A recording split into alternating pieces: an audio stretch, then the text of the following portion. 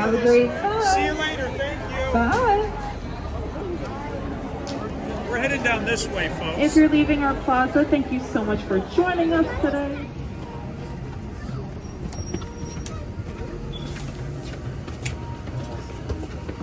Patrick's going to start because then we. Yeah, I think a good idea. You guys can see this.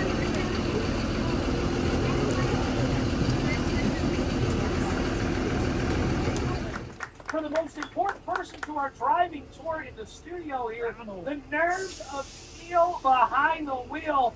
Ronald, our driver, he's going to get us around 6 to 7 over one piece as we begin the studio tour portion of your VIP tour here at Universal Studios Hollywood. I know you're all probably good and full and kind of a food coma. That's all right. That's what this is supposed to be about. So sit back, relax, let that food settle as we take you out into the lot. There are a few rules we must follow as we continue on. One, please remain seated at all times. Keep your arms and legs inside the vehicle. You are going to see these big, beautiful picture windows. Great for photo taking. Also great for dropping things out of. So if you have any bags or backpacks, things like that, the best place to put them is at your feet on the floor in front of you. If you happen to drop anything out the windows, wave goodbye to it. You're never going to see it. I'm kidding. Just flag down myself or John. We will stop the trolley. We'll get out and grab those things. Unless we are inside of a building slash animation room. If we're in there, we are unable for safety reasons to get out and grab those items. And the earliest you will get them back is at the end of the day in guest relations. Maybe. That's a big maybe. A lot of the times when those things come back, we have to mail them to you, and they're going to come back in pieces. So mind your loved ones, meaning your camera phone. Yes, everybody loves their phones. The big cooler of water, let John or I open and close that lid. It's kind of awkward and heavy. We also don't want you standing up on a moving trolley. We are professional trolley walkers. There was one whole day of training that they just stood us in the middle of the aisle, drove around the lot, uphill both ways for 8 hours. We get hurt, they just send another blue vest or a black trench coat. You get hurt, they frown upon that greatly. And there is absolutely no smoking or vaping. Excuse me. Anywhere on the trolley. Good timing. Good As I timing. inhale my own saliva. Gross. In the lot or in the park. Thank you for your understanding. Now, we are finally heading off into the heart of our studio where some of Hollywood's biggest names come to work every single day. Now, the road we're taking to get there, we refer to as the Universal timeline. Why? Look at your left and your right. You're going to see these movie posters here that represent just a fraction of the thousands of films we have made here at Universal over the years. From our classic Universal monster movies like Dracula, Frankenstein, to our Academy Award winners such as The Sting and Gladiator, and then all the way to the big blockbusters such as Jaws, E.T., Back to the Future series, and of course, the Jurassic Park series. So roughly over 8,000 plus films here at Universal.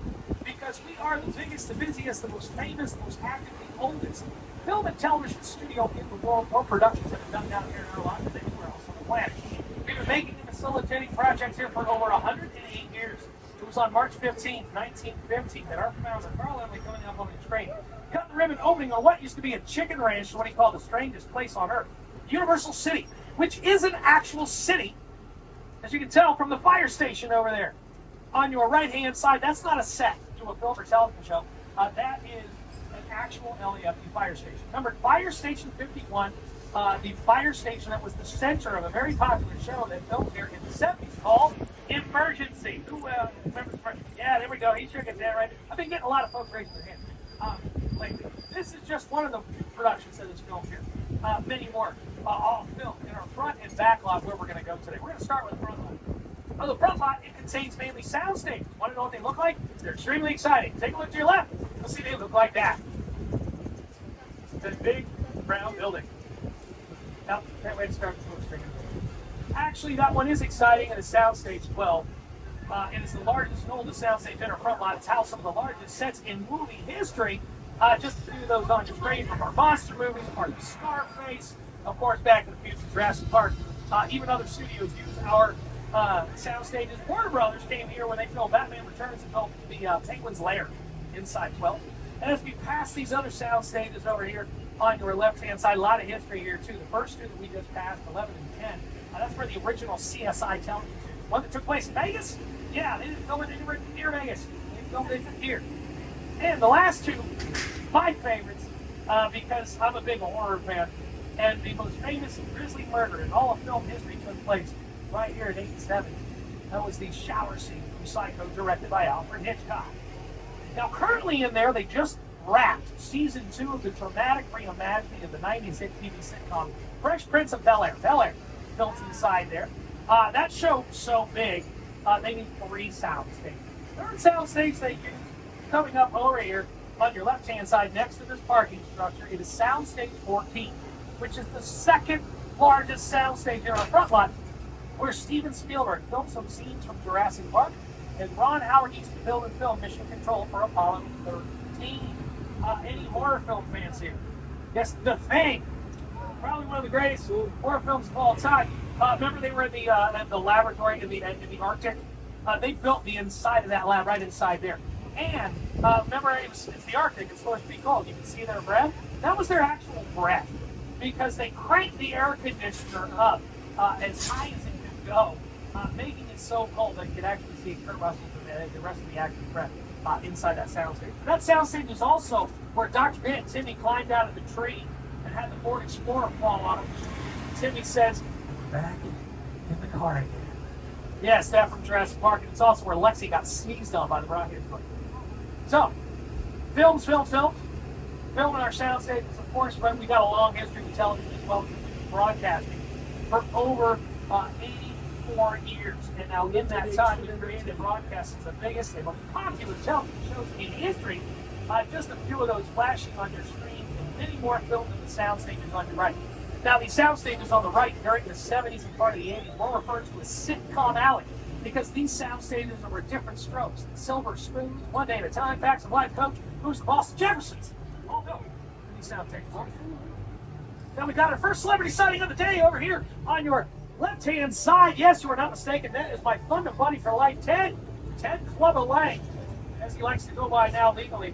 How many of the kids on board have seen Ted or Ted 2? Okay, none of the children raised their hands. Fantastic. I don't have to silently judge the parents. So, he is standing in front of these production bungalows here, which used to be dressing rooms for some of Hollywood's biggest names at the time, like Rock Hudson, Jimmy Stewart, Lucille Ball, just to name a few. But now writers, producers, directors occupy them. For example, 5180 and 5170 on your left. 5180 currently belongs to $7 Productions, which means the bungalow and the parking spots there belong to Dwayne "The Rock" Johnson. That's his production company. And his famous next-door neighbor, Monkey Paw Productions, which means his neighbor is the one and only Mr. Jordan Peele. Jordan Peele has pulled the hat trick for Universal with Get Out, Us, and No. And he got a lot of his inspiration from the person who occupied the first, the most famous of our bungalows, 5195 there on the left. Look at that silhouette brown dot. That is the one and only Mr. Alfred Hitchcock, because that was his bungalow where he worked on Vertigo, The Birds, and the lovely little story of a boy and his mother, Psycho. So next to the bungalows, you're going to see these modern buildings here. These are the production homes for 2 of our newer sound stages, 25 and 26, which are directly behind them, where George Lopez currently films his new comedy, which just got renewed, Lopez versus Lopez. But this is also backlot. So the front lot, sound stages film mostly interiors, the insides of the places. We'll talk a little bit more about sound stages later on.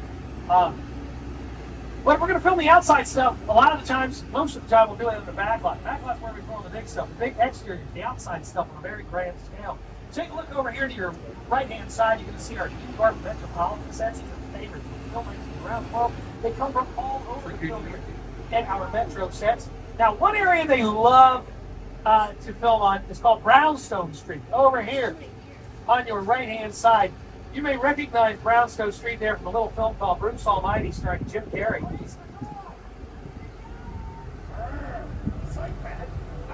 So right there, those stairs, that's where they filmed that. Now, this is how versatile these are. Which stairs? What if I also told you that Brownstone's there were the outside of Kevin McAllister's aunt and uncle's place in Home Alone 2, Lost in New York? Yes, the one that was under construction. That the sticky bandits showed up and went chasing as he was dropping bricks on them from the roof. They weren't anywhere near New York. It wasn't filmed in the winter. It was filmed here in July. That segment. Now that residential area brings us to the small town of our big city area, the area known as Courthouse Square. You probably already recognize it as Hill Valley from Back to the Future. Now I'm not going to talk too much about this area right here because later on, John, we've got a special, this is going to be one special stop that we're going to be able to make. So anybody who wants to go get photos from the courthouse, you can. And John will tell you a little bit more about the area once we get here. But you're going to notice these all look like buildings. They all look like houses. They all look like stores. They're not. They're not any of those things. These aren't real buildings. They're structures, but they're not buildings. They're what we call facades, practicals, and shells. Facade means false front. You only build the front and the side of the structures, only what the camera needs to see. You walk through most of the doorways here, and you're going to see that they lead to absolutely nowhere. They just go out the other side. Now, some of them are shells because they look like they're finished on the outside, but there's nothing on the inside, just support beams and stairs to go up to the windows so we can dress those windows to make it look like there is life going on. You never see the inside of every building or structure that a character passes in a film television show, but you still have to go and put things in the front of those windows to make it look like there's things going on. For example, this area here, who's watching the all-new Quantum Leap? The continuation of the old series. Not one hand went up, you were missing out. Episode 1 takes place, he leaps, this is about, just like the original premise, man leaping through time into different places and cities to right what once went wrong. The very first episode, the very first leap, Raymond Lee, in the series, the body of somebody, in 1985 Philadelphia. They weren't anywhere near Philadelphia when they filmed that. They filmed that here. They went and put stuff on the marquee. For example, the theater that we just passed on a marquee, it's a double feature. Goonies and St. Elmo's Fire. For any of you who remember, yes, it was a double feature of those two films.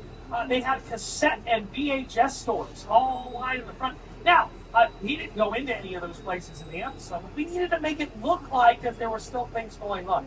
Now, sometimes we can go in them, and we might use a practical set. See this piece on the corner, the red one right here?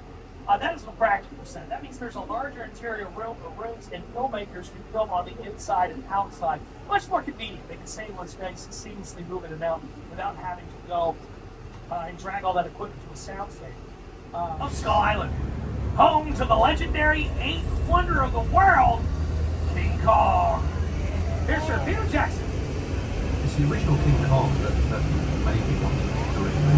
I saw that movie on TV when I was about 8 or 9 years old. I wanted to become a filmmaker. I like films that just take you away from your real life and sweep you up to the edge. Kong literally does that. I mean, you're on board the ship, you're sailing to a lost island, you're encountering monsters and creatures from prehistoric times. So folks, please remain in your seats. Hang on to your belongings.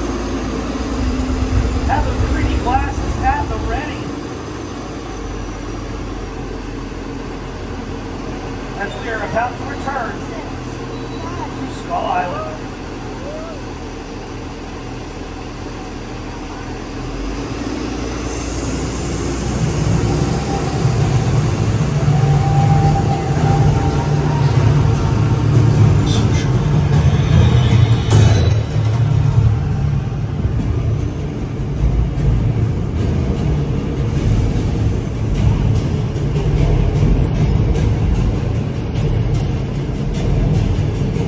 All right,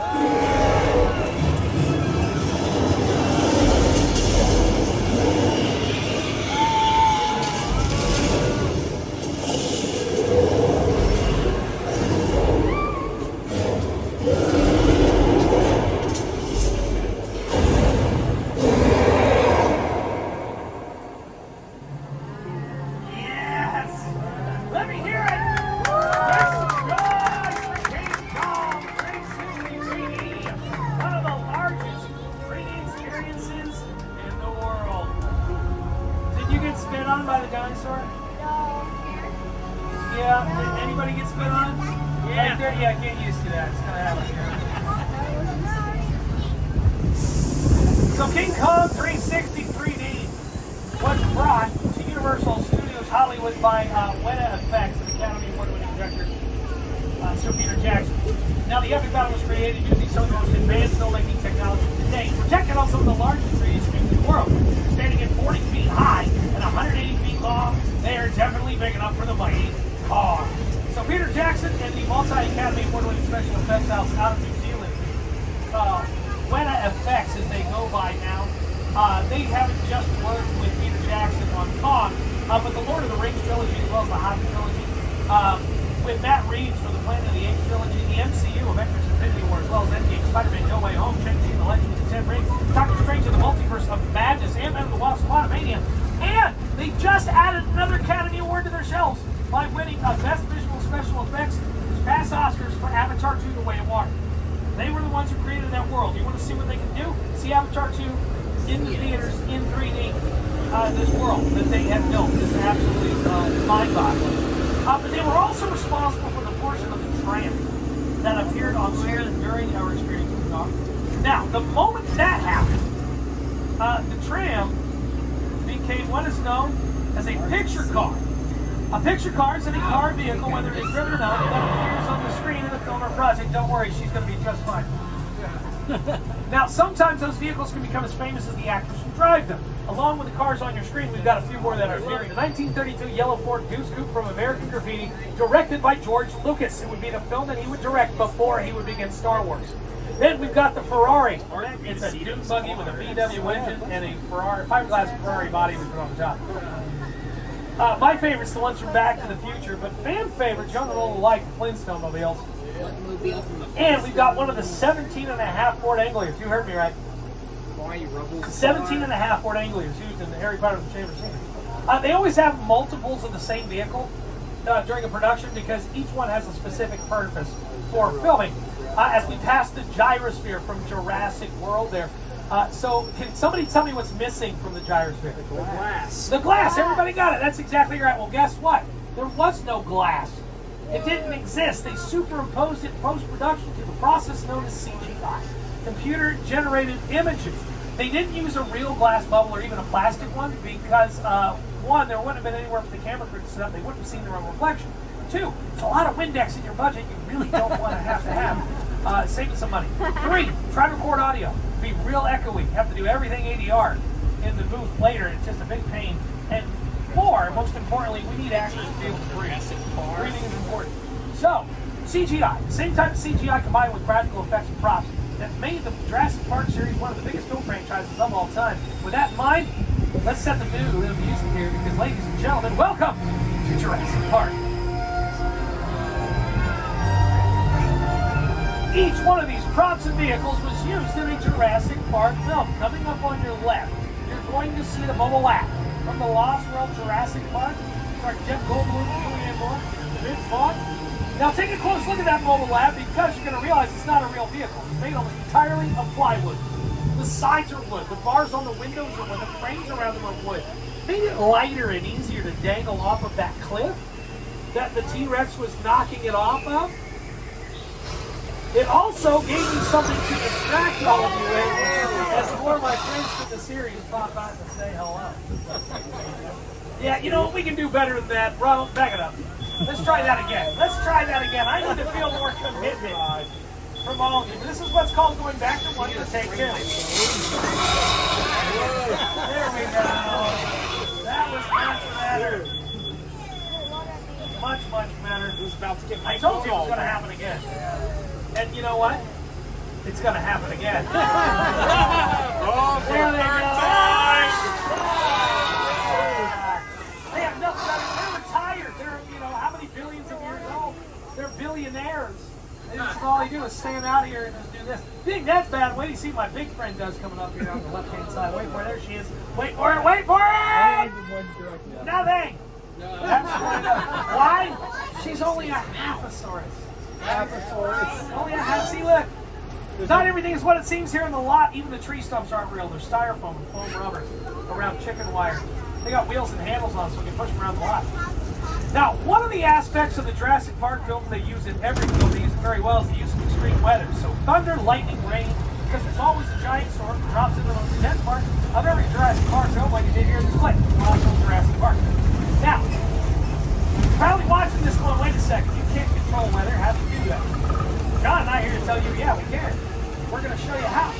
As we roll into Old Mexico, we're going to put on a little bit of weather mystery. We have our man Steve in the booth up there. It's got thunder from speakers, lightning, throw lightning. Now, normally we wouldn't use the sound of thunder if we were filming, because we wouldn't want to interfere with the dialogue of the actors, so we would add it in post-production later. But for our fun purposes here, we're going to add it. Now, Steve is going to make it rain using some very high-tech equipment known as sprinklers. That's it, just sprinklers. He's going to shoot water in the air, small, break apart naturally to look like rain. Now, we have to backlight that rain, so it'll actually appear on screen. You can see it. But this way, we can turn the weather on or off, make it as heavy or light as we need. We can isolate it to just one spot, even if we're indoors. So unlike the real weather, which is just going to do what it wants, because real weather is uncontrollable, unlike ours, which Steve will demonstrate by turning off the water, because he remembers what happened the last time you left the water running, doesn't he? Yeah, well, that's exactly what happened. Here comes some water. Attention, everyone, if you're sitting in a blue seat, you might get wet. It's gonna be a flood.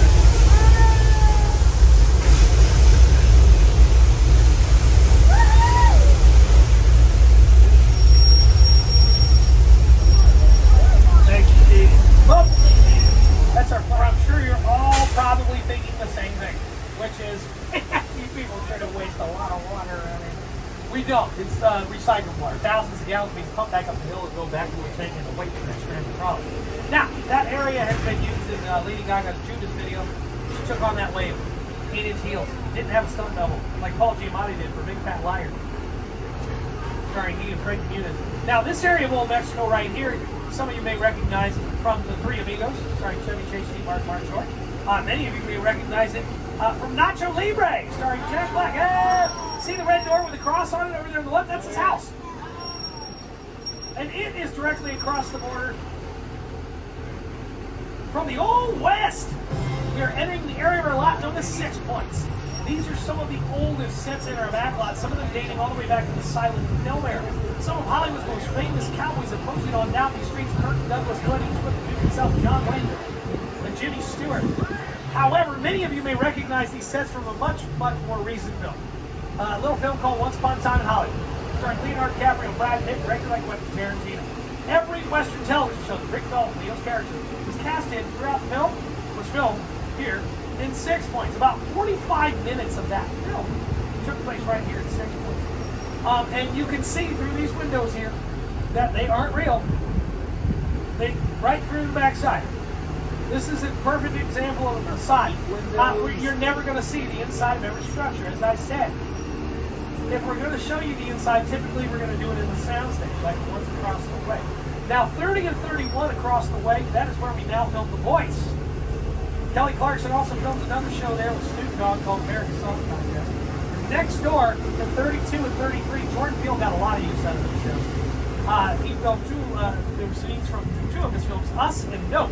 Who here has seen Us? All right, well, John has. There you go. So I don't need to tell you what went on in there. You're a guy. You've seen the movie. Lots of bunnies. And who here has seen Nope? All right, there you go. So you remember the opening of the film where they're working on the movie studio, the Haywood's Hollywood Horses. The tragedy happens and they get fired. Amy Palmer and Danny Boone get fired. The soundstage they were working, it was there. And the street they were driving down to leave the studio was this one right here that we are on currently, which is on the opposite side of Park Lake there. Now, Park Lake over there on your left was the entire Pacific Ocean for McHale's Navy. It was also used for 2 of the Gilligan's Island made-for-TV movies.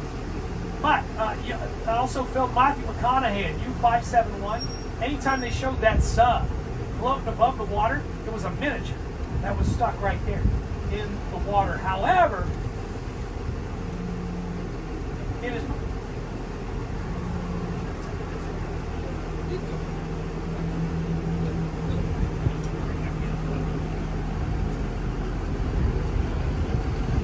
It was used as the lagoon.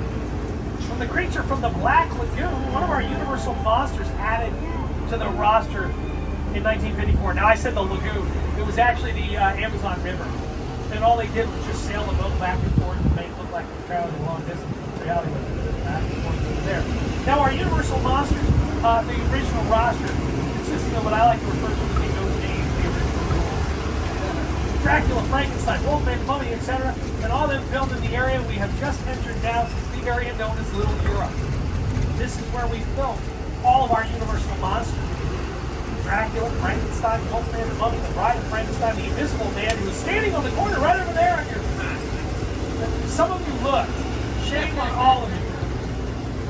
Now, I'm not going to talk too much about this area here, because we are going to be coming back to the left. Alright, I'm going to take us all through here. Just a little bit. Anybody here a fan of the TV show The Good Place?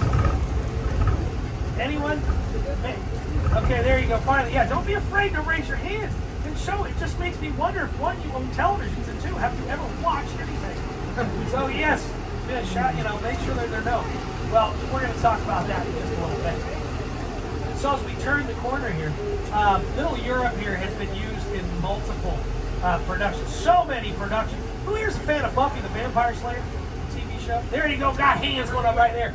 So, we just traveled through. Little Europe was the birthplace of Angelus. Angel was sire there when it was Ireland.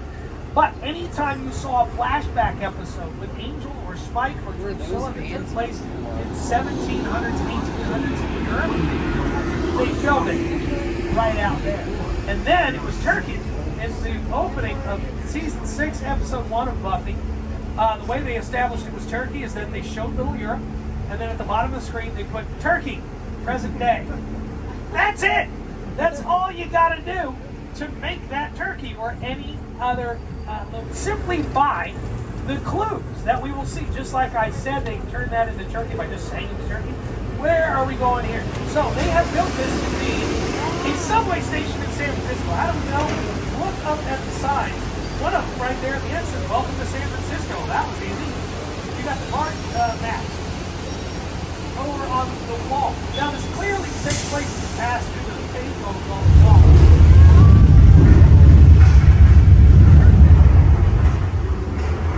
Okay folks, this is California.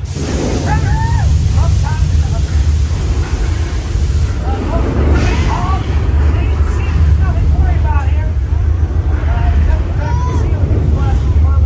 I'm sure this is a big restaurant. It's not actually filled with gas.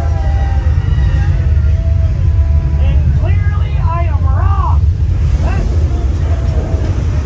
Folks, I apologize about this, but this is not my fault. It's not your fault. It's the sand and drainage fault. I had another jerk. I feel like that was terrible, man. It sucks to break my down. Alright, we're just going to do our best Elvis impression here. Take down the road. What's that? What's the subway? Subway.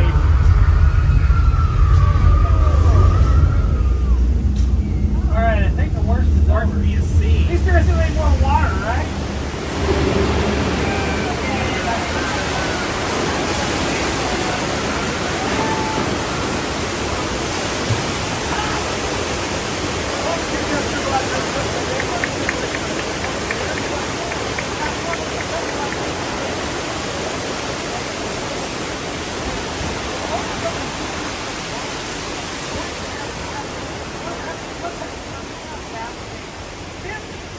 Because special effects are going to reset themselves in under 10 seconds if there's one more reason why you feel like it's probably come down here and film in university. While you watch that scene play out in this clip from the TV show Bones, we're going to do a mic switch here. I'm going to let John take over for the second half. I think I've got this into enough trouble.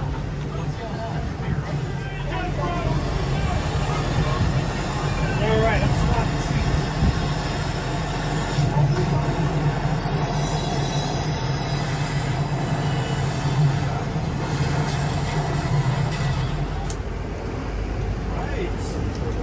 You might recognize stage 50 that we were just in from Beverly Hills Cop 3 from Paramount Pictures. You ever see that with Eddie Murphy?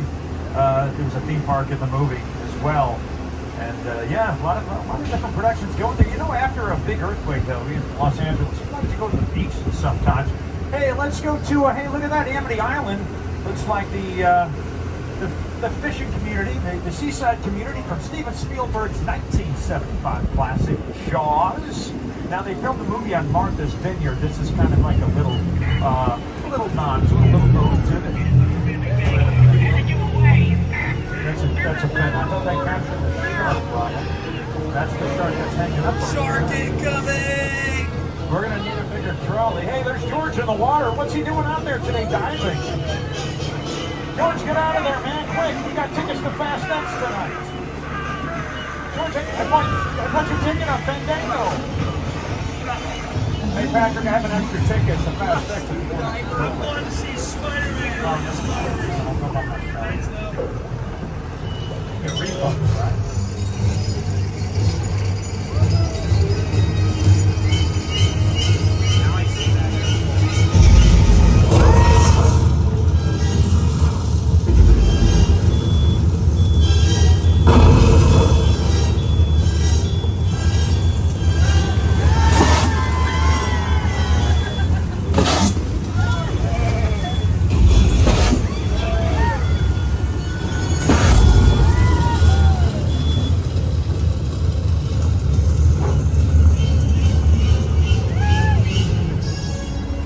Folks, keep your cameras out, pointing towards the shark there because he's the only one in the world that can swim backwards. That's right. That's our mechanical monster. You know, Jaws, made in 1974 on Martha's Vineyard. That's where the original movie Jaws was filmed. That doubled as Amity Island for us. The shark, their mechanical shark, before CGI, folks, it never really worked. In fact, hardly at all. That's why we have such great scenes with Roy Scheider, Richard Dreyfuss, and who else? Roy Scheider, Robert Scheider, Richard Dreyfuss, Roy Scheider, Lorraine Gary. Such great scenes with that cast. The crew started calling the movie flaws. Steven Spielberg started calling the shark Bruce after his lawyer Bruce because he was a shark in the courtroom. You know, they made Jaws 2, Jaws 3 in 3D, and Jaws the Revenge, where the shark got revenge by, and I'm not kidding, swimming to Jamaica and going after Michael Caine. It's a true story. Michael Caine's in the movie. Michael Caine, does anybody know who Michael Caine is? Okay, if you, okay, great. You know, he's never seen the movie. He just knows about him a beautiful house, a beautiful beach house. That's what he knows, you know? You know what I know? On your left-hand side, if you're a fan of the TV show Murder, She Wrote, look at that. That's Cabot Cove, Maine, for Murder, She Wrote. Angela Lansbury. Wonderful show. That was Cabot Cove. She got a great tan right over there. You know who had a great tan? Burt Reynolds.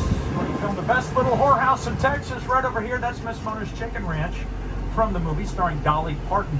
That was actually, up until that point, The Best Little Whorehouse in Texas was the #1 R-rated box office smash of all time until Beverly Hills Cop on Paramount Pictures in 1980. That's also a great example of a practical set. A practical set means we don't just film the outside, we can film the inside. It opened up like a dollhouse. That was built and filmed on stage 12. We brought it out here. We've used it over the years. Rob Zombie's House of Thousand Corpses filmed there. Quantum Leap, as Patrick was talking about, filmed there. It was also Jessica Fletcher's backyard from Murder, She Wrote. And if these trees and bushes look familiar, well, they are. They're famous. They were on the Netflix movie Bird Box with Sandra Bullock. Remember, she was running around with a blindfold. A lot of famous residents have lived here over the years in some of our homes, which aren't really homes, as Patrick was talking about. They're facades, French word for false fronts, or their shelves just have support beams inside of them. And you know what? This is called Wilderness Road, by the way. We're going to see a famous house coming up. One of my favorites, actually. That guy's animatronic. We're rounding the corner here. This is a steep road. We need a trolley or a cool car, probably, to head up this road, or we'd be out of breath because we all know we just had lunch. Over on your right, I probably would take Austin Powers' car over here. That's the British flag one. It's perfect for him, right? How about Bumblebee right there from Transformers, yeah? Or Mr. Bean's little green Mini Cooper back there from Mr. Bean's Holiday. How many love Mr. Bean? How many know who Mr. Bean is? Oh, ha, ha! Patrick, where's Mr. Bean?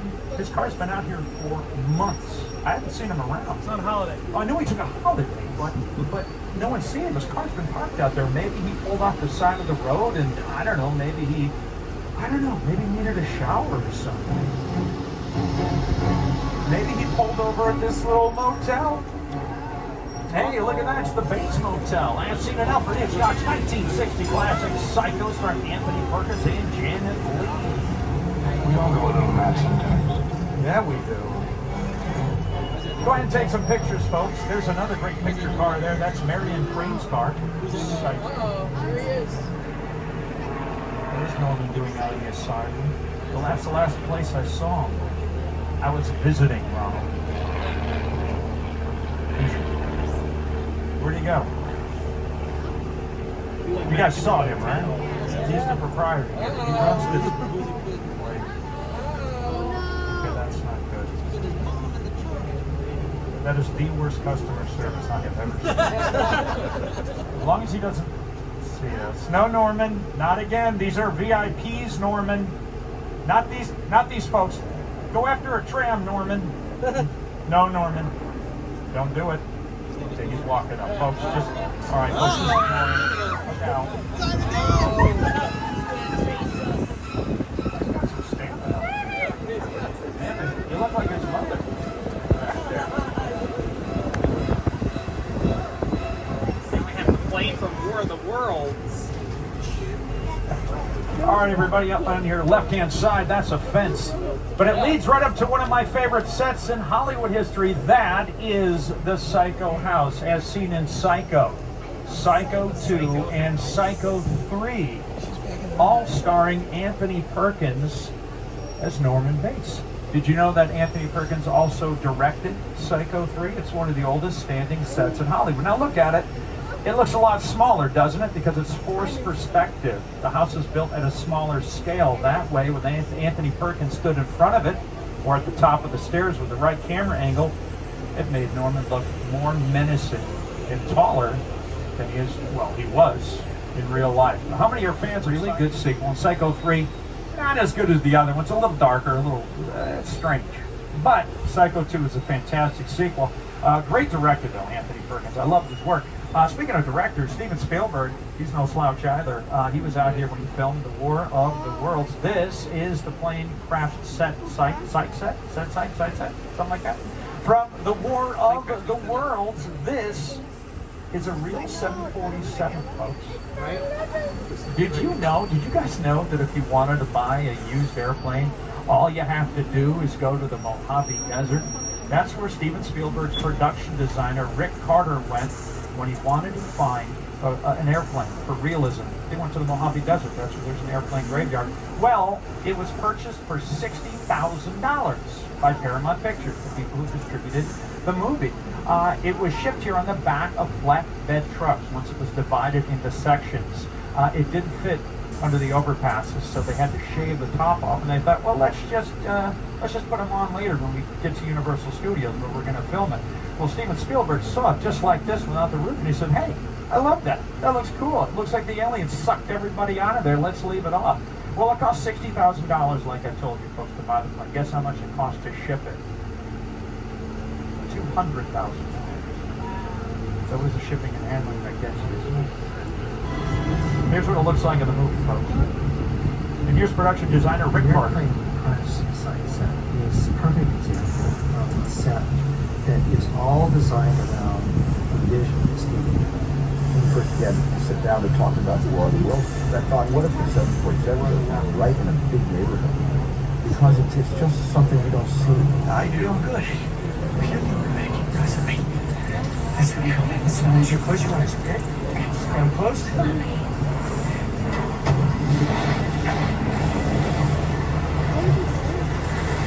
Robbie, get in. Get in. Yeah, Robbie, get in. You can be Tom Cruise's wingman. Then you can.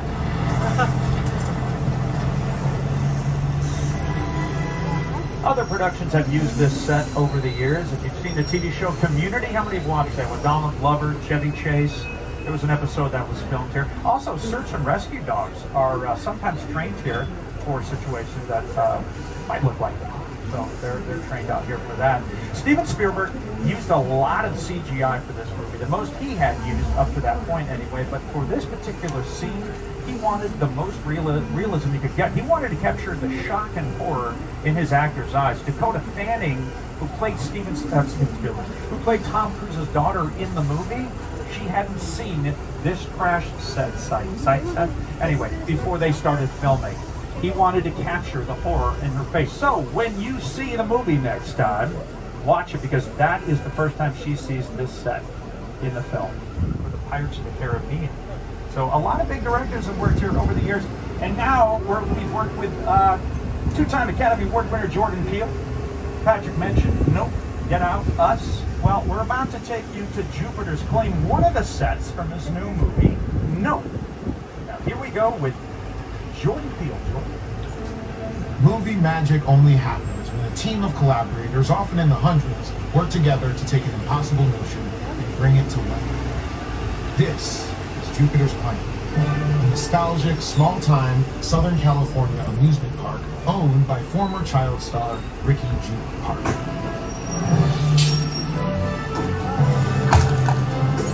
Over there, look into the winking window and have your picture taken just like the kids in that old 90s movie Kid Sharing. That's what this whole place is loosely based on. Remember that one? No?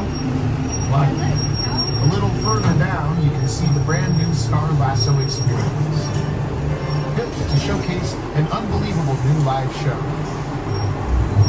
It's not looking so live anymore.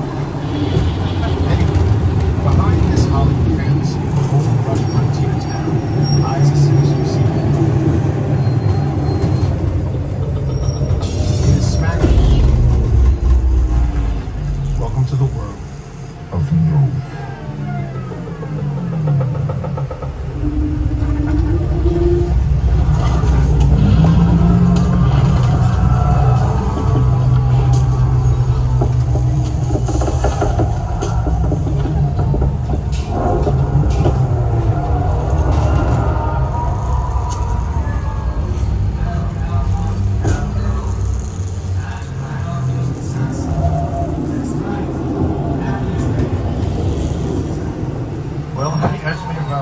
Stay here, I'd say nope.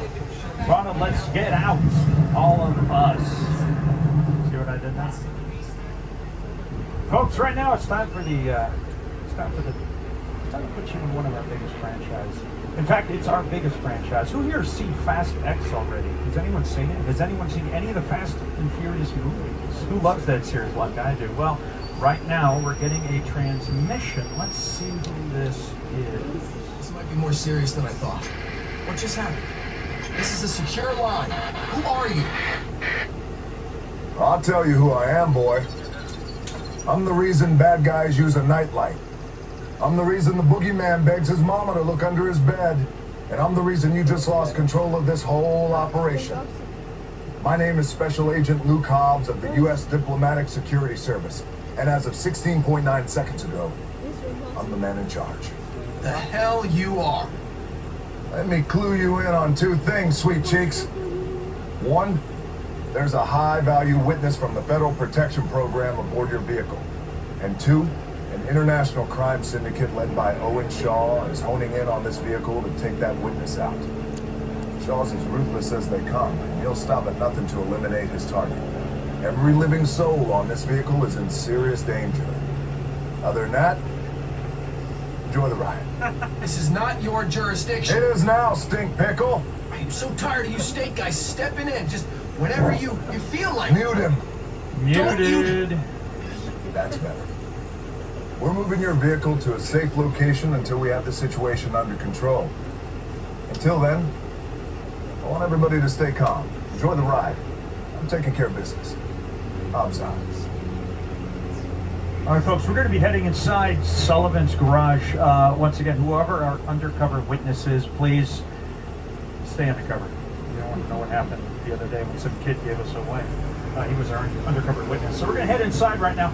Once again, hold on to all your personal belongings and hold on to your 3D glasses. Don't put them on just yet. I'll let you know when it's safe to do so. We're heading inside the Sullivan garage right now to see what's going on in here.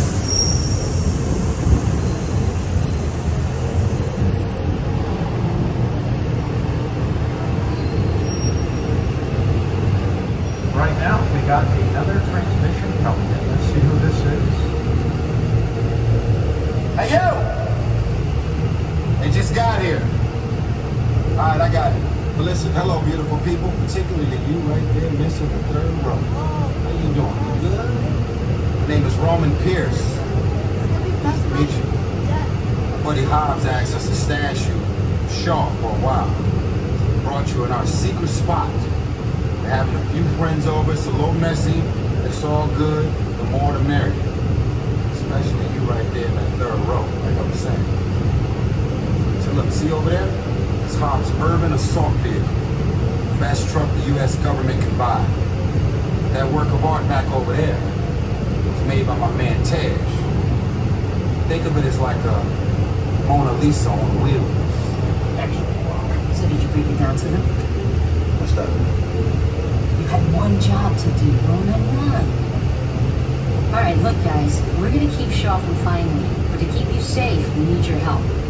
We don't want the syndicate tracking us here, so put away your cameras and turn off your cell phones. One flash or one ringtone could give us away. I need y'all to take this real serious. Okay, pull into the next bay and we'll meet you in there. So like I was saying, the third row, right? Enter VIP.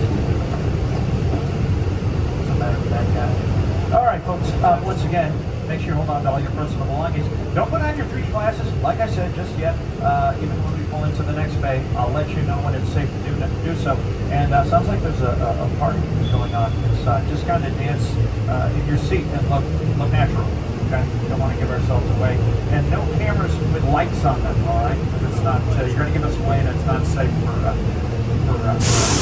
Just don't do that. Here we go.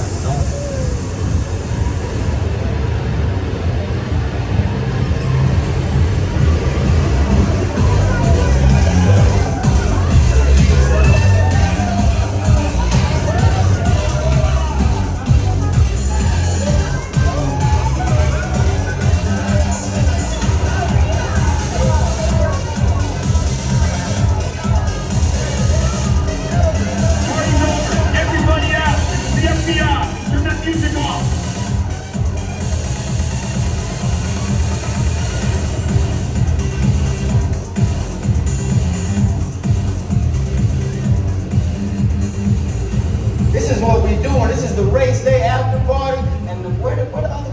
Roman Pierce, FBI, don't move. Bill? That's right, party's over. You know how long I took to iron this shirt, man? I'm not. You're under arrest right now. Ladies, let's back up a little bit. Got it. It's lightweight. First of all, I don't work for you. Oh, really? Well, tell me, Roman, who do you work for? We don't work for nobody. I suggest you clear out of here, otherwise we can't guarantee your safety. Guarantee my safety? I'm the one holding the gun. Yeah, but mine's a whole lot bigger than yours. Hobbs, escort this novice out.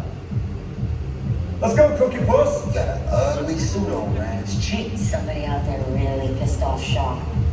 It's gonna get ugly fast. Yeah, don't worry.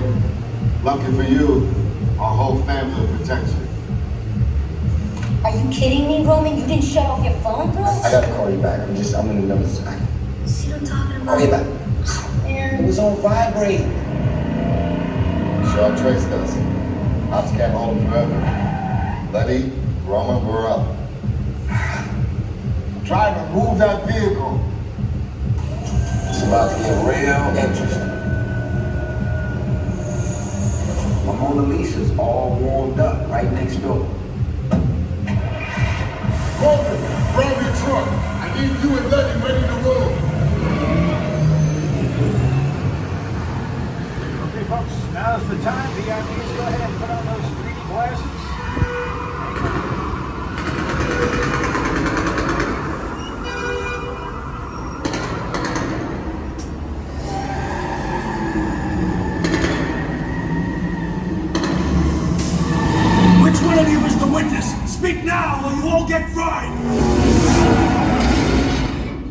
This is our turn. After them! Okay, guys, it's showtime. Come to the left.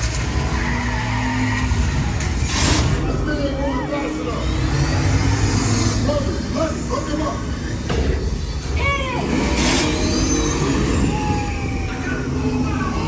Now we're moving.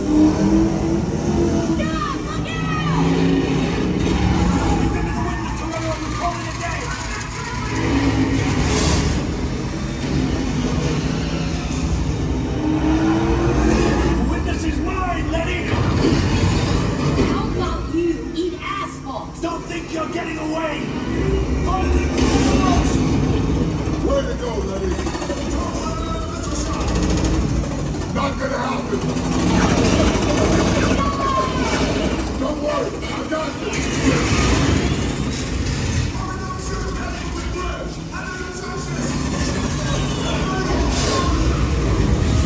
Hit the nitrous! Ride or die!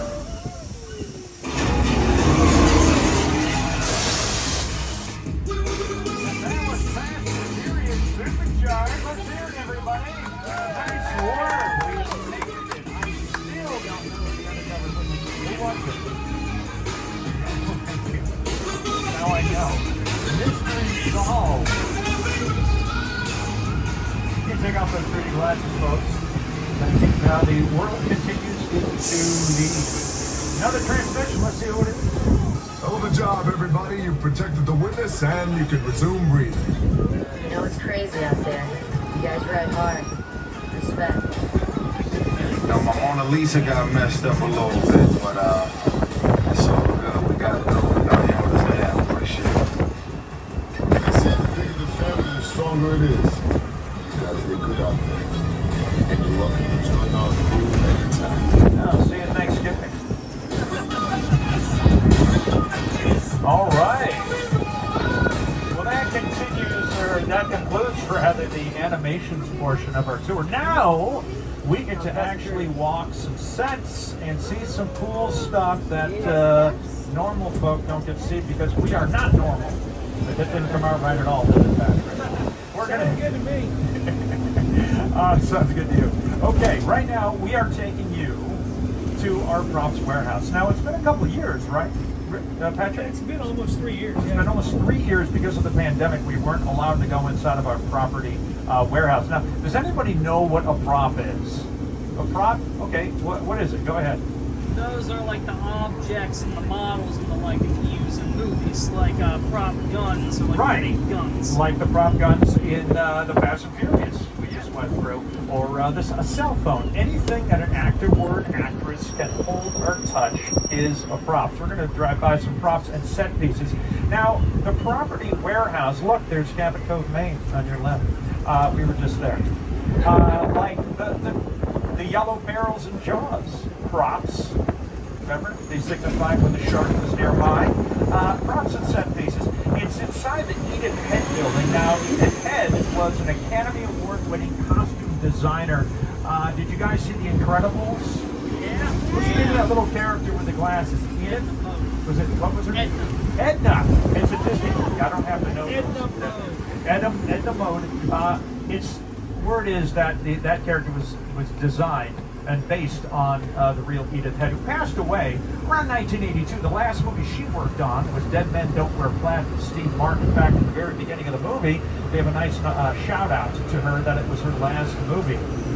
So anyway, if you know Edna from The Incredibles, that's kind of what she looked like. Well, the costume department is on the top floor. We're going to visit the bottom floor where they have some props for us to look at. Now, here's the deal. You're not allowed to touch anything or take any photographs while you're inside. That's kind of the deal. Now, Patrick's group is going to go in first. We can only go in groups of 12. So Patrick's group's going to go in first. My group, Team John's going to wait inside the trolley here with Ronald. Now, you can leave your bags where they are, okay, unless you want to take them with you. But you can leave them, they'll be safe here. Now, a prop is just like this gentleman behind Patrick's set, is anything that an actor pretty much can hold or touch. A set piece would be like, say, Michael J. Fox's Marty's bedroom. You have trophies, pictures on the wall, maybe some newspapers. Those are all set pieces unless you fix them up on the front. Patrick's going to tell you guys a little bit more as he takes you guys on in to our prop warehouse. So you guys good? No pictures, don't touch anything, and we're going to head inside the property warehouse, the Edith Head building. You guys excited? Yeah! Yeah! Did I miss anything, Patrick? No. We're good? Yeah. All right. We're going to park because it's always good not to get out of a moving vehicle. We're going to back into it. Once again, Mike. Last week, it just kicked back in last week. We are now allowed to bring you inside of a soundstage, which is very exciting. We're bringing you to our newest soundstage, state-of-the-art soundstage, that up until the writer's strike, we're booked out until 2028. Because when the Olympics comes here to LA in 2028, NBC has the rights to the Olympics. We're the ones, the exclusive broadcaster, and they're going to fill all these sound stages with the broadcast booths of all the announcers of the NBC affiliates from around the world. And they're going to beam their coverage from right here.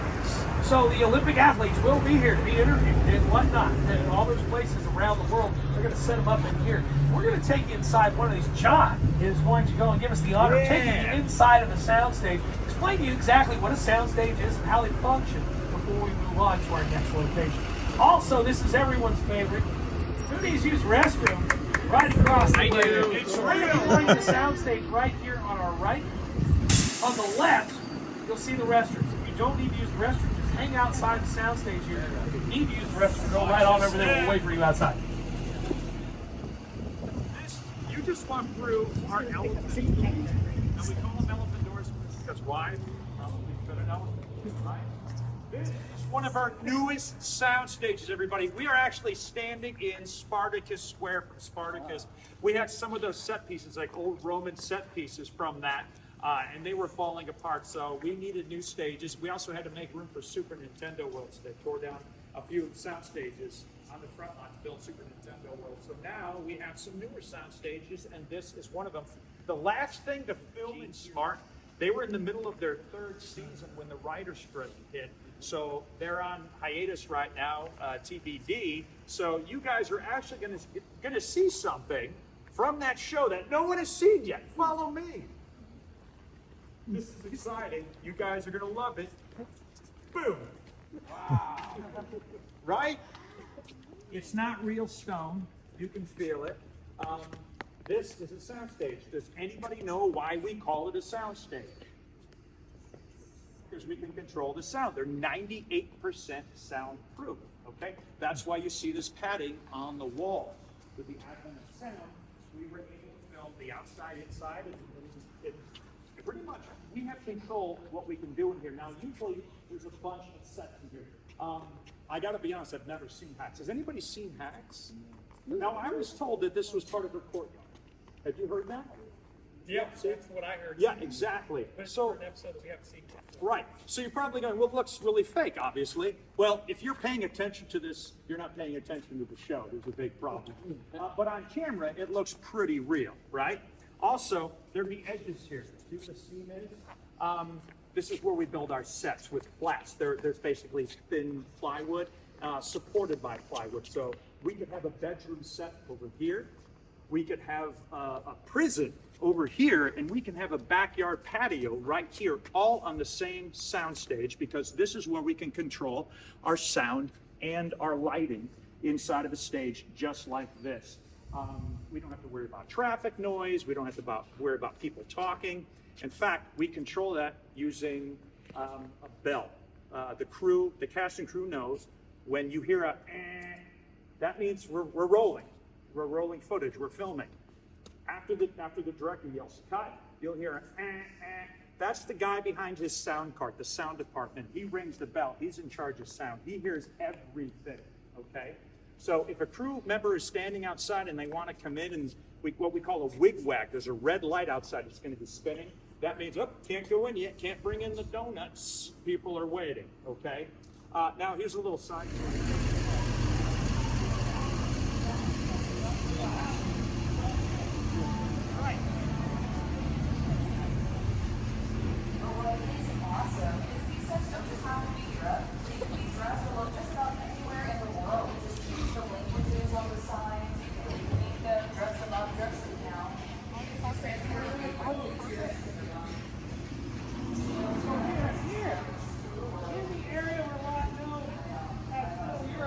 said, these are some of the oldest sets in the backlot.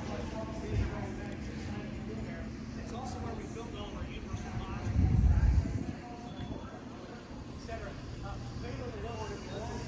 Lon Chaney, the man of 1,000 faces, they all walked these streets here. Now, we call this area Little Europe because we have the ability to turn it into any small European town that we want. The process of going about that's a little complicated, but I'm going to try to explain it as simply as possible. The first thing we will do is we will change the language on all of the signs and in the windows. That's it. Like, we really don't have to do anything else. It takes place in France, we're going to put French. It takes place in Germany, we're going to put German, which is exactly what we did when we filmed our very first Best Picture Academy Award winner back in 1931. Won the Best Picture Academy Award in 1931, a film called All Quiet on the Western Front. Netflix just did a remake of that film that was nominated for Best Picture this past Oscars, but we actually won. So, story takes place in World War I. Our soldiers are stationed in France. Live bulls for the running of the bull scene, and one of the bulls decided that it was going to go and give itself its union-mandated break and give itself its own tour. Wandered off into the lot, escaped off the set, and then it came upon a tram, and it didn't like the look on that tram's face. And the tram's full of people. So what does the bull do? It does what bulls do. It charged the fourth car, hitting it. It's all full of people. And everybody on the tram broke into applause. Oh my gosh, greatest story ever. However, from that moment on, no more live bulls. Yeah. So when Tom Cruise and Cameron Diaz came and filmed the running of the bull scene in their film, Night and Day, they filmed it here as well. However, they digitally inserted the bulls in post-production, so we didn't have that issue ever again. Now, this doesn't have to be real places. It can be fictional places. Rodgers and Hammerstein's Cinderella, starring Brandy and the late Whitney Houston. I did a lot of filming in here. Also, where's my Princess Diaries 2? Royal Engagement fans, right there. Congratulations, you're in the fictional country of Genovia. That's what this is. You recognize it, don't you? That's where the parade happened, and that's where the little girl was found. And you brought her in the fold. She goes, oh, I'm not pretty enough to be a princess. He said, everybody is a princess today. And that all happened right here. But this was also used for 4 whole seasons of a television show that was one of ours. Fantastic show starring Kristen Bell and Ted Danson called The Good Place. This was the afterlife on that show. Congratulations to all my Good Place fans. You're in The Good Place. This is where they had orientation. They just took it down where he's dancing on over there. They had a stage that was built. They just recently took it down. But that is where the big movie screens would happen whenever they had new messages and whatnot.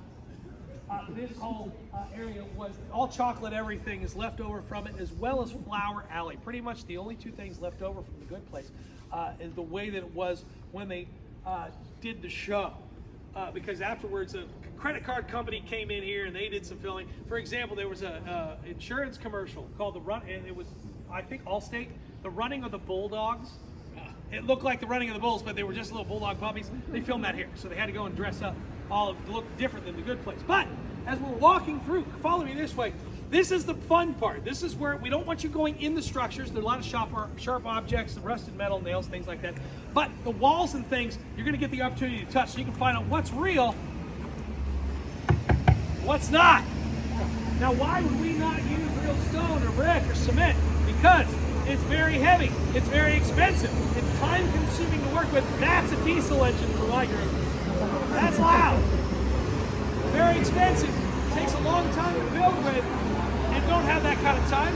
And then when you're done building whatever it is you built, you finish filming, now what? You're stuck with it. Where do you put all that stuff? We don't need it to be the real materials. We just need it to look like those materials or that substance on film. So we can take it down, make it look real, but then we can take it down and put new stuff back up from one production to the next. For example, follow me this way. So are they going to move that stone stuff, that fake stone stuff down there? Yeah, they can if they want. If a production comes in here, they can go and remove that. Why, it's just made of wood. It's just made of wood. They can take it off and paint it however they want. The streets here, one of the defining features of a small European town is cobblestone, right? He's already given it a test, and he can tell it's not cobblestone. Why? It's too quiet. Because this isn't cobblestone. Real cobblestone's noisy. And any one person, let alone 2 people, let alone 2 way that we go and create for Little Europe here, we wanted to kind of give it that kind of gritty, textured look to it. So they took a plywood and then put plaster over the top of it, and then once again use that cookie cutter method. You could see that it's coming apart right there. Otherwise, we would use the fiberglass or the plaster or plastic that we would press out and put those walls up. Now this is dressed like it was for The Good Place. The Good Place. This premise is Eleanor, played by Kristen Bell. I'm not giving anything away. It's the first 3 minutes of the first episode. You find out that she has died. All right, and Ted Danson, who plays Michael, and sits there down in the office, tells her that she's died, but it's okay because she's in the good place. She's in the afterlife. It's the afterlife. It's supposed to be happy and cheery. This is forever. So look at the way that they dress this. As I was explaining to my group, the way you dress an area can tell you so much about what's going on in the place without any dialogue needing to be told. Flower Alley, it's self-explanatory. It's flowers, it's bright, they're pastels. You've got all the plants in here. We'll dress the windows to make it look like there are things going on inside, but it's bright and cheery. The way that they have designed this area. Now, this alleyway, let's say the production comes in here and goes, we love the alley, but our film's a little darker. So ours is about pirates.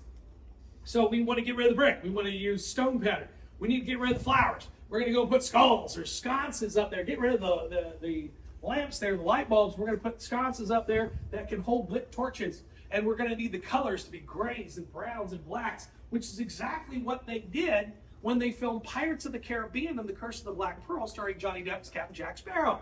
This alleyway was featured in that film along with another area right up here. Disney and Universal work together on that. Absolutely. Here, one giant rental facility. That's what we are. We rent these out to other studios all the time. They're always trying to help each other out. We make money, they get to go and make their movie. And, you know, it's at the box office. We try to have some fun. But yes, they can come here and rent these. We're not going to refuse their money. Now, for The Good Place, this is the clam chowder fountain for my Good Place fans. Right here. But Pirates of the Caribbean. 12 years. So Jack Sparrow just saved Elizabeth Swann. And for his trouble, he's been told he's going to be arrested for being a pirate and hung. So he escapes on his boat.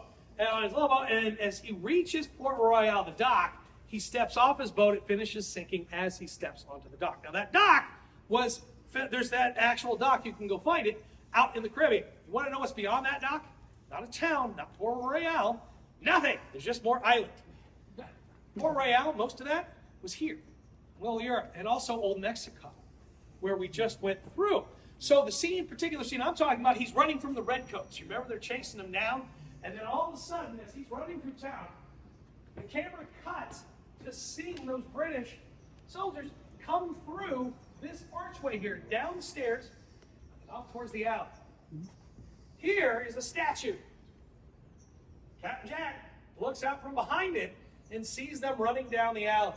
All right, they're gone. So he grabs the sword from the statue. He looks around. He does his Jack Sparrow thing. Sees these double doors here. He throws them open and steps inside to Will Turner's blacksmith shop. Will Turner, played by Orlando Bloom. And they have that huge blacksmith shop. That epic battle they had. First meeting up on the multiple levels. That sword fight that they have. The donkey was there. It was great. You want to know what's inside there? Nothing! Absolutely nothing is inside there.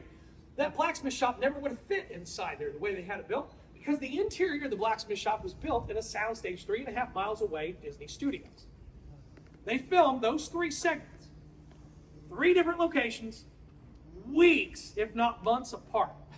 And then through editing, pieced it together to make it look like 10 minutes out of their day. You're never going to film in order. You're all in the order of the script. You're always going to go by location. Wizard of Oz, greatest example. At the beginning of the film, there's Dorothy, and all of a sudden, she's coming to the house. It's black and white. Andy M, it's a twister. She falls on the bed. And then all of a sudden, she opens the door, and you see the colorful world of Oz and Money by Pink Floyd begins. At least somebody got that reference. All right, anyway, so then you go into Oz, and she does her adventure, but then at the end of the film, she realizes there's no place like home. Click, click, click. There's no place like home. She ends up back in bed, back in that room, back in the farmhouse, and you were there, and you were there, and you were there, and you were there, and you were there, and there's no place like home. Fid. The beginning and the end of The Wizard of Oz were filmed at the same time. Why? They took place in the same set. They took place in the same location. So it just makes sense to film everything that happens in that one spot. That Miz spoof that they did, where they had like 40 people in the corner doing their quintet, and whatever, you are those 40 people right now. This is the corner that happened in. This area also was used, two of my favorite celebrities of all time. Follow me this way. Two of my favorite celebrities of all time filmed here.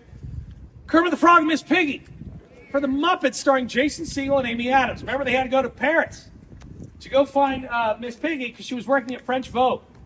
And Kermit and she had a talk about the past and their relationship, and they were at a cafe. This is the cafe right here. They weren't in Paris. This was it. We put French in the windows, made everything look like it was in France. Now, this cafe from The Good Place is the yogurt shop from, the cafe from the Muppets is the yogurt shop from The Good Place. That's what this is. This is a fantastic example of a practical set. See the room inside there? You can just build your own, the interior of a store or coffee shop, whatever it is. We're going to cross the street real quick because one of those silent trams has snuck up on us. Nothing. See that? Told you. So, because sometimes we don't need all that space from a soundstage to build something that small. We use a practical set like that. But it brings us across the street. You saw the train station from The Good Place. Still dressed from The Good Place. But this area looks a little more like the Middle East. See the sandstone? Now, if you knock on this, be careful because it is kind of textured and rough. But this here, Middle Eastern feel. So films such as Jarhead, starring Jake Gyllenhaal, they did a big shootout here. This area, who is a fan of Adam Sandler? Don't Mess with His Zohan. Remember, he throws the guy out of the balcony. That's the balcony. They get thrown out. And then Pirates of the Caribbean. Once again, Mr. Gibb sleeping in the mud with the pigs.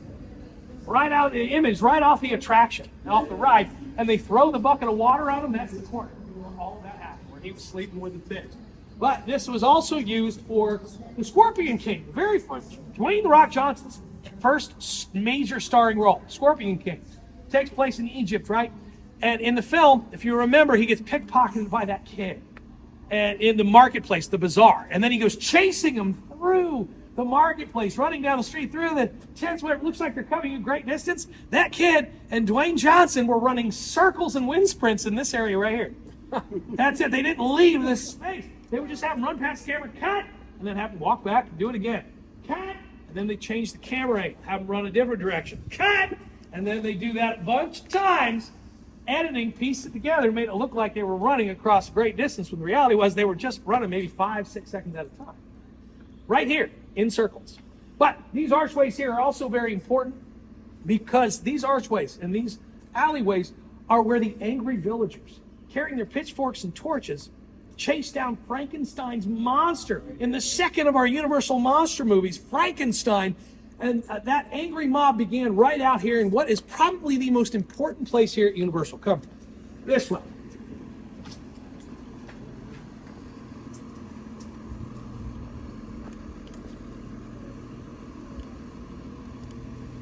So right where I'm standing, this big circle, there used to be a fountain and also a stockade because 1923 silent film, The Hunchback of Notre Dame, Lon Chaney, the Man of a Thousand Faces, played Quasimodo. And this is the Court of Mirrors from that space. And this is where he was on the stockade and they threw stuff at him. But it would be 1931 that a film would be released where a realtor would step off a steam engine from that train station. He would walk down the stairs, look across the Court of Miracles, eventually to the top of the hill where sat Castle Dracula, which was the beginning of the first of our Universal monster movies. Now, what was happening at that time? The Great Depression. Great Depression was happening. And movie making is a business like anything else. All the studios were trying to stave off bankruptcy. So most of them decided that they were going to go put some money in their pockets by selling off the most valuable thing that they had, which was their land. Our founder, Carl Laemmle, took a breath and said, hold on, they're still going to need to make movies to keep money coming in, to try to keep it coming to ride out this financial wave, this trying time. And they're going to need a place to do it. So he decided to do the opposite of them, and he kept his land. And he rented it to all the other studios to keep making movies. Why? Because we're a movie studio. Rent it out to them. Great. And then he took a portion of that money and he invested in these dark fringe cult films he had seen overseas about 10 years before, the type of films that we would eventually come to know as horror. Starting with Dracula, 1931. Makes this movie and doesn't know how to promote it because nobody had ever seen anything like this before. So he released it on Valentine's weekend, Friday the 13th, and marketed it as a gothic thriller. Folks trying to forget their troubles for about an hour and a half decided to go to the theaters. What do you think happened? They freaked out. People were passing out in the theaters. They were vomiting. The women getting the vapors in the street. They eventually had to go and have medics hang out in the theaters in case people started to hyperventilate and were in trouble. What happens when something like that goes on and the folks who haven't seen it hear about it? They all want to go see it themselves. So they did, and Dracula was a huge hit. So Universal says, oh my gosh, let's get the next one. Frankenstein, the same year. It's even a bigger hit than Dracula. That makes Boris Karloff the biggest star in Hollywood for the next decade. Without our Universal monster movies, chances are the studio doesn't survive the Great Depression. This is sacred ground here. We don't stand here and have this conversation with what happened, without what happened here. And they also introduced the world to the genre of film that we now know as horror. We were the birthplace of the modern horror film. We were the ones that introduced it to the mainstream. So without our Universal monsters, there is no Michael Myers, there is no Jason Voorhees, no Freddy Krueger, no Chucky the Pinhead, no Leatherface, no Halloween Horror Nights, which is coming up here real soon. Here at Universal, without the way that was paid by your Universal monsters, all starting right here in the Court of Miracles. Saved the studio, scared a lot of people, and changed film forever. Right here. All right, I'm off my soapbox about the Universal monsters. If you want to get any last photos, please do. Otherwise, we're going to climb back on the trolley because we got one more special stop for some of the fans here. John's going to take us out there and the rest of the way back up. Yeah, he was considered the Tom Cruise of his day. He was a romantic leading man. That's what he considered himself to be anyway. So after the success of Dracula, the studio approached him and said, hey, you want to play Frankenstein's monster in this movie called Frankenstein? He says, well, does the creature have any lines? No. How many hours of makeup do I have to sit under? A lot. Well, he didn't want to sit under all that makeup for hours in the makeup chair. Again, he considered himself to be a romantic leading man, and the creature had no lines, so he turned it down. So the studio said, fine, we'll find somebody. So they found somebody who actually was an extra. He was a background actor who worked here at Universal Studios in a lot of different movies. He was tall. He was kind of, statuesque and, kind of menacing. He'd be perfect for Frankenstein's monster. His name, he later changed it to, you guys know what it is, Boris Karloff. That's what Boris Karloff became Frankenstein's monster and became a bigger star than Bela Lugosi. In fact, years later, and you can see the monsters on your left, that mural painted by artist Tristan Eaton. Years later, as Bela's star was fading, he actually played second fiddle, a sidekick to Boris in a couple of movies. So never say no in this town, right? And we would never say no to somebody who wants to visit Courthouse Square, better known as Hill Valley from the Back to the Future movies. So watch your step, everybody. Patrick's going to lead us out, and I'll tell you a little bit about this area known as Courthouse Square. Folks, step on in when you're all here. I'm going to show you something very exciting first, because I've been talking to my group about it. Once, folks, if we could stay off the grass, I didn't mention that because there wasn't time, get it? Come on up on the curb, only because of trams. All right, folks, stay off the grass because other productions are going to want to come in here and they hate dead grass. These are plates in the ground. We actually visited the prop warehouse. I was telling my group about this. We can actually change street lamps. Don't lift them up, by the way. There's spiders in there. Some of these. You can lift them up. There's outlets. They can plug in street lamps that you can rent at the prop warehouse. They're on plates. These are what I was talking about earlier. They can be oil lamps, like if we wanted to do a period piece like Saving Mr. Banks from Disney with Tom Hanks and Emma Thompson and Colin Farrell. We could do that. Part of that movie was shot right here. It served as Australia for some flashback scenes for that movie. Also, has anybody seen To Kill a Mockingbird with Gregory Peck? Yeah. This was the courthouse from To Kill a Mockingbird. All right. Nutty Professor 2, The Clumps. Eddie Murphy, a giant Sherman clump came crashing through here in the movie. Bruce Almighty, Jim Carrey, also filmed a portion in here, and I'll show you a clip when we get back on the trolley. Follow me this way, everybody. This area was recently used as a show that never have I ever. It was the town of Rutherford Falls in the TV show Rutherford Falls with Ann Helms and that is feeding, who you can see here on your screens. We also use this for the curtain plays and a new thing called magazine, which is going to be a sequel to the recent Pearl.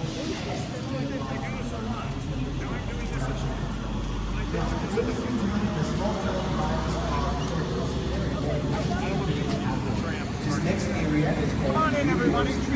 And if you look on the left. Now this is not known as Hill Valley, although it was Hill Valley in the Back to the Future Part 1 and 2.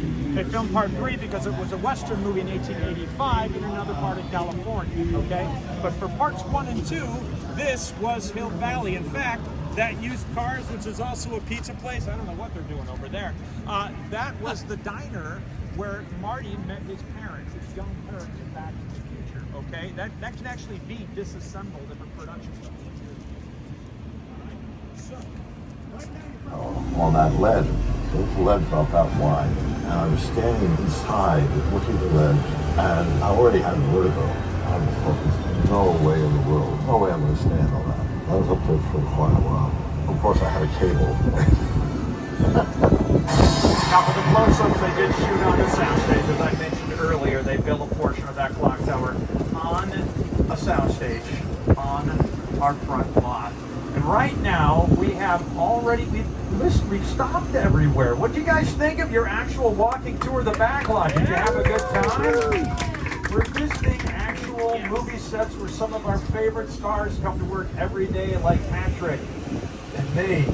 Right, Patrick? Here's some great examples coming up on your right, everybody, of some more props here. Some of our Western props, and this is the backside of 61 Texas. We actually had a Western street here. We're coming up, we're going to pass on your left. This was called Denver Street. It was the oldest street here at Universal Studios, and then over the years it was so old that it just basically fell apart after a while. Speaking of falling apart, we were talking about Jaws earlier. Remember the orca in Jaws? That used to sit out here in our Jaws lake. That used to sit out here. That was not an ancient. He used to sit out here. Steven Spielberg. That was the microphone, everyone. Schitt's Creek. You ever see that show? See, I'm fine. The orca used to sit out there, and Steven Spielberg, for a long time, used to leave his office in a golf cart and come out and sit on the set of the orca, because making that movie was very problematic. Remember, I told you everybody was calling up the laws. It took forever to make it. They actually thought he was going to get fired during the production of that movie. Well, he used to come out and sit on the orca and have lunch and kind of go through his thoughts and work out his PTSD of making Jaws. Well, one day, after quite a period of time had gone by, he came out to the Jaws Lake area, and the orca was gone. It was gone. No one had told him. It just disappeared. The boat just couldn't get up and walk away. Well, he went back to his office, made a few phone calls, and he found out that the boat was falling apart. It had been sitting in the water all that time, and he went crazy on the phone. Here's an interview. He just said, hey, he said, I'd hate to be the guy on the other side of that phone call. And the boat had been chopped up and dismantled and chopped up, gone forever. A piece of Hollywood filmmaking. See, before Jaws, the studios didn't keep all those things. We have the stuff we have, and over the years, Universal actually thought Jaws wasn't going to be a hit, so they sold off all of the props and set pieces from Jaws. When the movie became a giant blockbuster, a special effects technician had bought the orca. They bought it back from him and put it on the tour. And that's the boat that Steven Spielberg would sit on. Yes, sit on. And it was gone one day. You know what? You know what else is gone? The tour is over. Let's hear it for Ronald, your driver, everybody. Did a great job, Ronald. And how about my sidekick, Patrick, the man, the myth, the legend? Let's hear it for Patrick, everybody. Did a great job. You go over John up there on the mic. All right. Thank you, everyone. We hope you enjoyed your tour here at Universal Studios Hollywood. Hope you learned something. I know, just listening to Patrick, I learned something, and I learned how to drive fast and furious watching Ronald drive this trolley. Right? So we're gonna be unloading in just a moment.